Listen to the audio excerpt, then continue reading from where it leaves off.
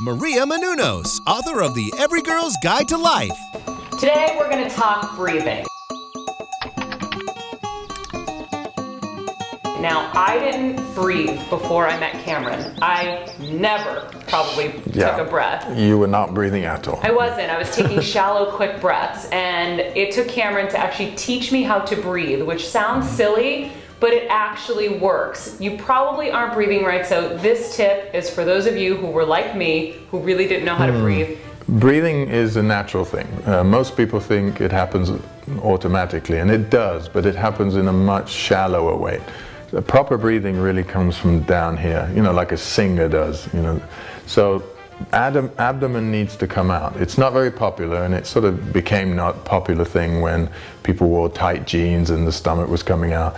So I think we got lost in translation somewhere there. So proper breathing comes from the abdomen coming out and the chest coming out. Chest relaxes, abdomen gets slightly pulled in, so these lungs at the bottom squeeze. Because this lung sac needs to squeeze and expand, because what that does is gives you more oxygen, at the same time squeezes more toxins out of the body. So I'll demonstrate. So first, stomach goes out, then exhaling, chest relaxes, and I'm still just breathing, and stomach gets pulled in slightly. So breathe in, push inhale, stomach out. Inhale, think expand. Exhale, think, chest drops and suck in slightly. Don't suck in too much, just enough. In anything you do, if you're pushing too hard, you're doing it the wrong way. The more beneficial way is always naturally inhale, exhale. I mean, your breath will be so much longer, 2 or 3 times longer.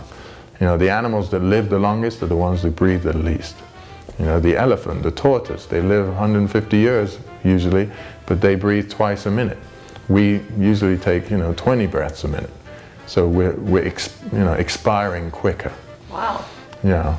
Yoga philosophy kind of tells us each of us come into the world with a certain amount of breaths. How we use them and how quickly we use them, is up to us. Interesting. When you were talking about in the car today, you're like driving and it gets tense, you breathe a couple of times and it's like, whoop. Because it's directly connected to nervous system, the senses, everything just goes, whoop, oh, I'm fine. Exactly. It's that breath out of control becomes emotion, Yeah, you get all tense and tight, but then every time I start to get tense and tight and nervous and stressed, I breathe. And when I'm in the car, I really try to focus on my breath so I can stay calm. Yeah. When we're too emotional, we break down. So breath really calms down the emotion. And I will say breathing properly is not easy at first. For someone like me who's always tense and squeezing my abs together and trying to keep a tight stomach, you do require some practice, because I've tried to teach some of my friends and they're like, I can't do it. I'm like, just keep focusing. So it may take a little bit of practice, but hopefully this is helpful to you, and I bet you it will bring you to a calmer place like it brought me. For more Every Girl tips, go to bing.com/Maria.